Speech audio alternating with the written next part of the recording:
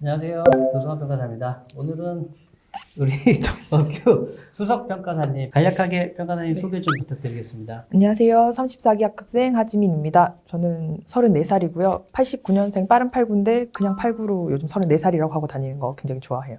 나이 좀 적어 보이고 싶어가지고. 네, 그렇습니다. 네.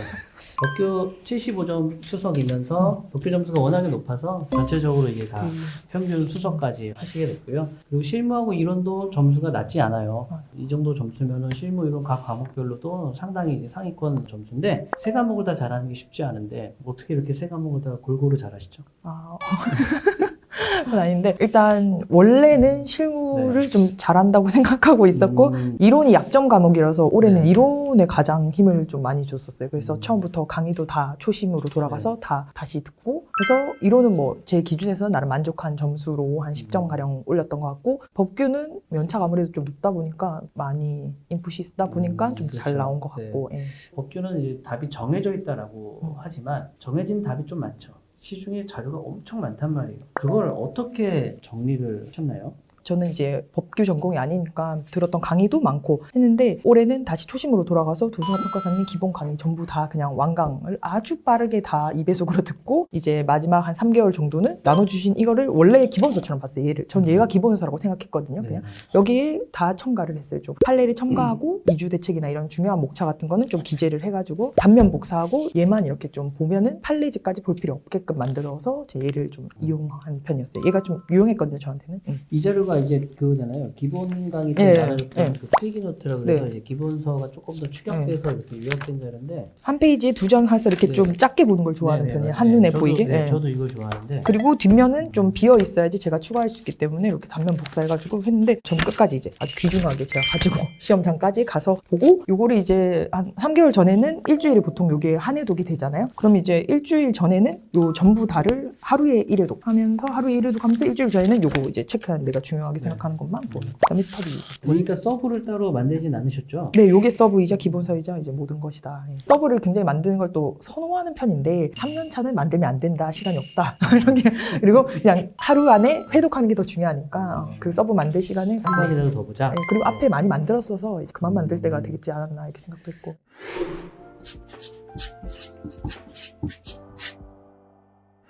과목별로 혹시 나만의 어떤 노하우가 있다면 실무 이론 법규 좀 짧게 좀 소개를 한번 좀 해주시죠. 저는 시험장에서 실무는 무조건 한 문제는 모른다. 모르는 문제가 나온다. 그러면 당황하지 말고 뭐라도 쓰자. 예를 들면 이번 3번 뭐지? 아무도 몰라? 아무도 모를 거라고 생각했거든요. 그럼 타임테이블 그리고 그거라도 적자. 2.5점을 받았더라고요. 그날에 1년차 때 0.5점으로 떨어졌으니까 평가 개요라도 쓰자 이런 마인드가 있었거든요. 한 문제는 무조건 모르는 게 나올 거라고 생각했기 때문에 그 대신에 아는 문제는 완벽하게 좀 하자. 그래서 1번에서 다행히 좀 점수가 잘 나와가지고 실무 과락을 안 한 것 같고 그리고 실무는 좀 저는 손이 기억하는 공부라고 해서 전부 무조건 계산기를 100% 푸는 거를 한 2개월 전까지는 했던 것 같아요. 시험 1개월 전에만 약식으로 푸는 스타일로 변경했고 그 전까지는 계속 했던 것 같은데 그렇게 또 실무 고득점이 아니면 또 이 방법이 좀 맞지는 않을 수 있을 것 같고요. 이론은 제일 약점이어서 올해 진짜 집중을 좀 했었는데 저는 기본서가 전부다. 기본서 이제 everything. 그냥 기본서만 그냥 다독.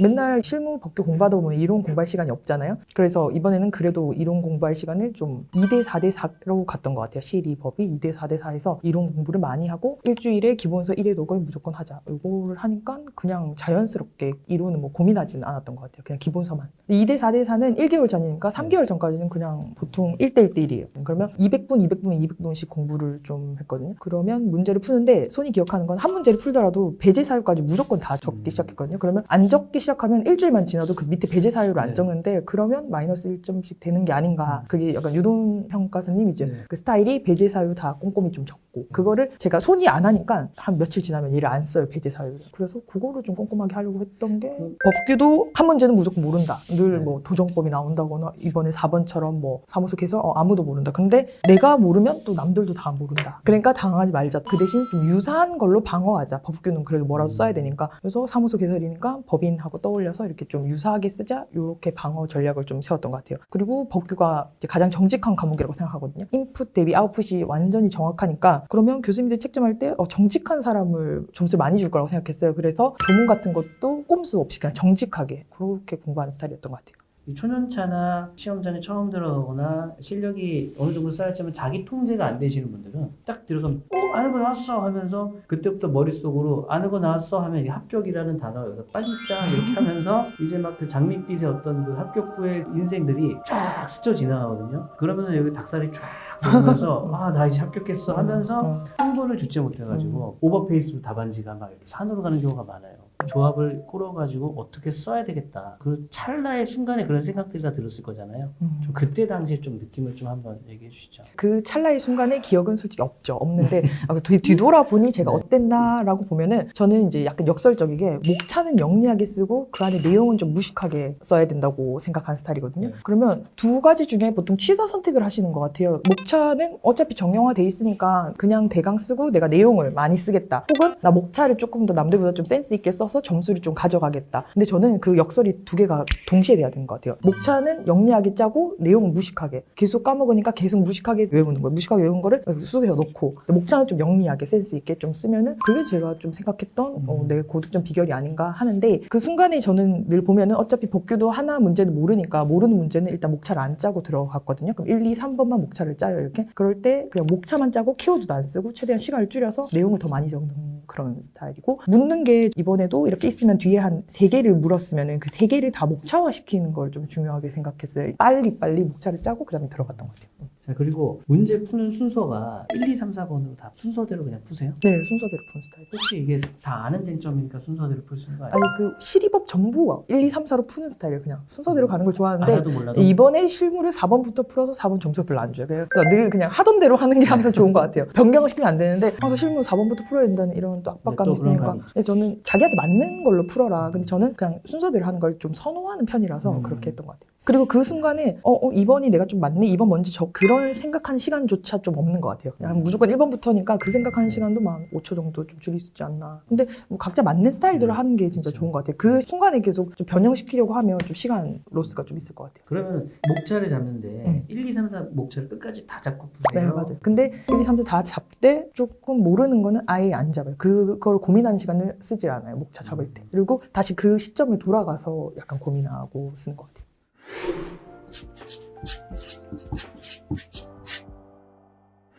자, 마지막으로 혹시 지금 이렇게 열심히 공부하시는 우리 수험생분들을 위해서 이렇게 응원의 메시지 한번 전해주시죠. 뭐 항상 슬럼프가 없는 사람이 없다고 생각하거든요. 저는 슬럼프 덩어리예요. 슬럼프 덩어리고 약점 덩어리인데 그런 약점에서 이제 장점을 조금 내가 잘하는 부분이 있을 테니까 그거를 이제 지속적으로 하면 다 좋은 결과 있지 않을까 생각합니다. 화이팅! 서울법학원 수험생 여러분 모두 하지민 평가사의 수석의 기운을 받아라!